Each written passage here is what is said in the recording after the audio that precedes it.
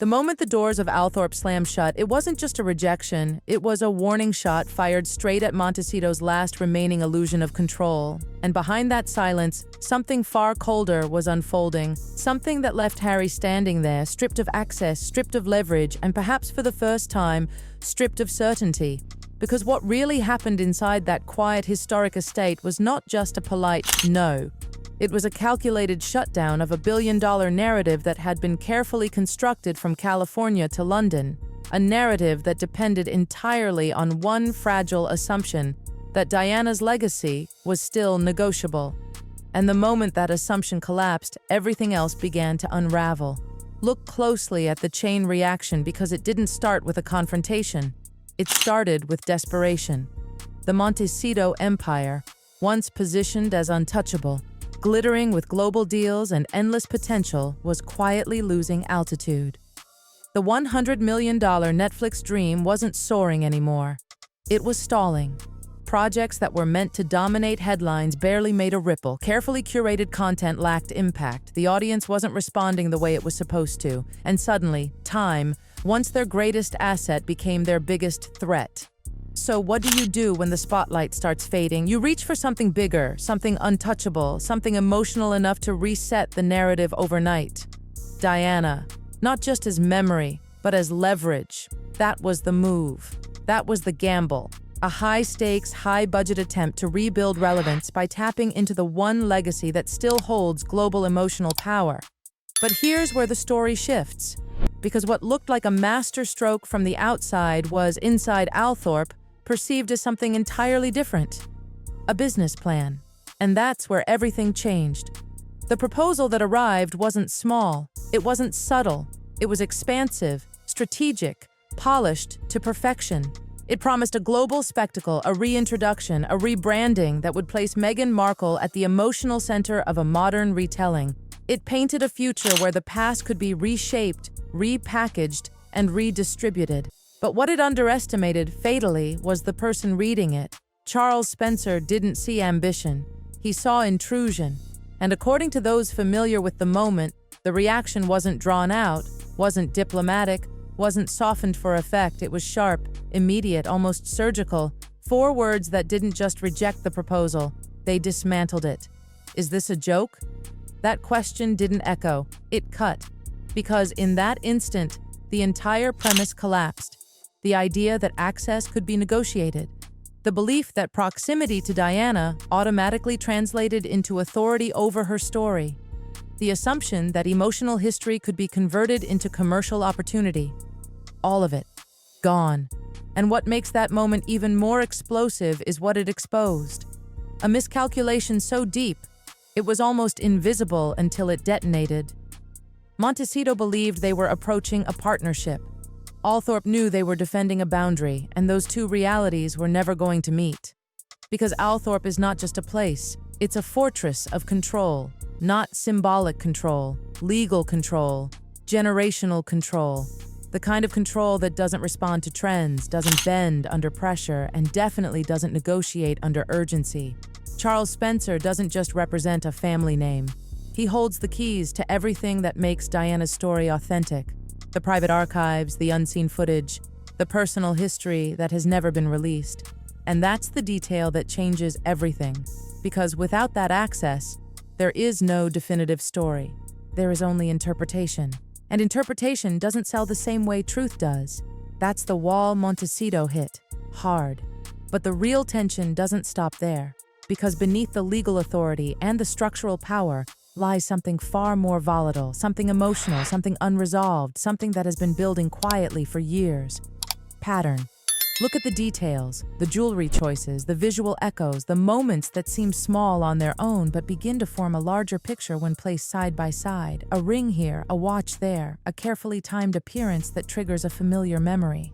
At first glance, it feels like tribute, respect, continuity. But inside Althorp, it didn't feel like homage. It felt like replication, and replication, especially of something as personal as Diana's image, is not neutral. It carries weight, it carries intention, and depending on who is watching, it can carry consequences. Because to the Spencer family, Diana isn't an icon to be reinterpreted, she is a person who was lost. And that difference between public symbol and private memory is where the tension becomes irreversible. Now layer that with something even deeper, history repeating itself. The parallels weren't subtle. The interviews, the tone, the framing of narrative, the positioning of conflict. To the public, it looked like storytelling. To Charles Spencer, it looked like something disturbingly familiar. Something that had already played out once with devastating consequences. And here's where the emotional fault line cracks open. Because Charles Spencer doesn't just remember Diana's media story, he remembers his role in it. He remembers the introduction, the trust, the moment where something that was meant to help ended up causing irreversible damage. That memory isn't distant. It isn't abstract. It's active, it's personal, and it informs every decision he makes now. So when a new proposal arrives, one that leans heavily on similar emotional frameworks, similar narrative structures, similar positioning, it doesn't feel like innovation. It feels like repetition. And repetition in this context is not something he's willing to allow. That's why the rejection wasn't just firm, it was final. And for Harry, that's where the real impact begins to surface. Because this wasn't just about a project, it wasn't just about access, it was about alignment, it was about identity, it was about whether the path he had chosen still connected him to the one legacy that mattered most. And in that moment, standing outside the gates that would not open, the answer became painfully clear. Something had shifted, something irreversible. Because when Althorp says no, it doesn't just close a door, it redraws the entire map. And suddenly, the question isn't whether the project can move forward. The question is, what happens now that the one story powerful enough to redefine everything has been taken off the table?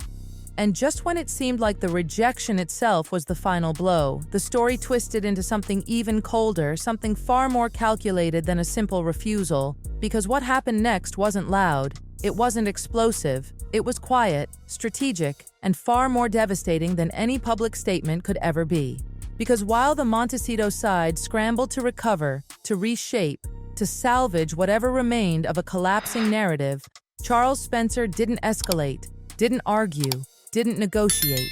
Instead, Charles Spencer did something far more powerful. Charles Spencer stepped back and let silence do the damage. And in that silence, a message spread faster than any headline ever could, that the gates of Althorp were not just closed, they were sealed with intent. And that's when the financial reality began to bleed through the emotional chaos.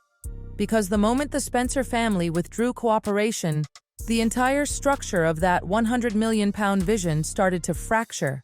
What was once positioned as a definitive, authoritative retelling instantly lost its credibility.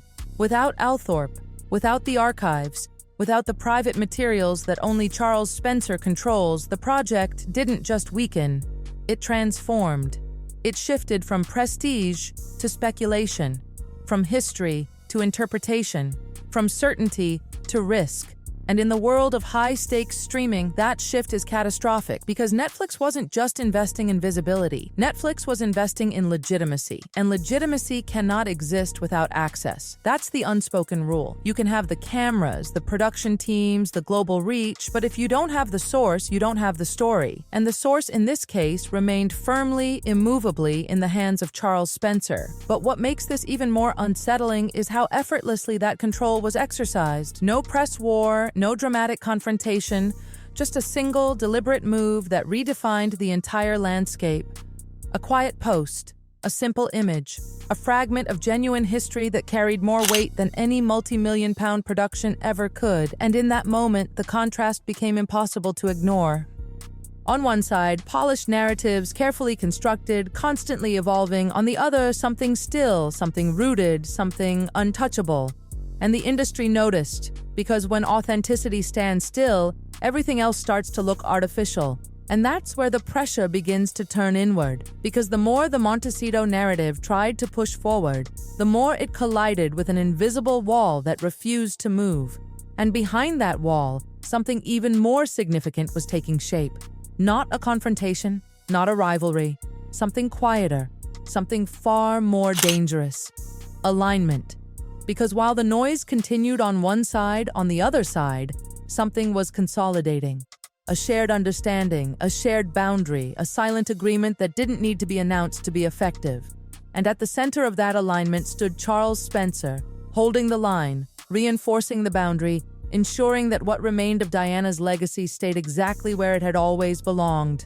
Protected, untouched, unavailable. And that's when the emotional weight of this entire moment begins to settle in, because what looks like exclusion from the outside feels very different from the inside. It feels like separation. It feels like distance. It feels like standing on one side of a story that no longer includes you in the way you believed it always would. And that's the part no one says out loud, because this wasn't just about denying a project. This was about redefining ownership. About making it clear that legacy is not something you inherit through visibility or platform or narrative control. Legacy in this case is something guarded, something protected, something that exists beyond contracts and beyond influence. And as that realization begins to settle, the silence of Althorp becomes louder than ever, because silence in this world is never empty. It's intentional, it's controlled, it's decisive, and it leaves behind one question that refuses to disappear. What happens when the one story powerful enough to reshape everything is no longer accessible, no longer negotiable, no longer within reach, and the only thing left is the echo of a door that closed without warning, without compromise, and without any sign of ever opening again?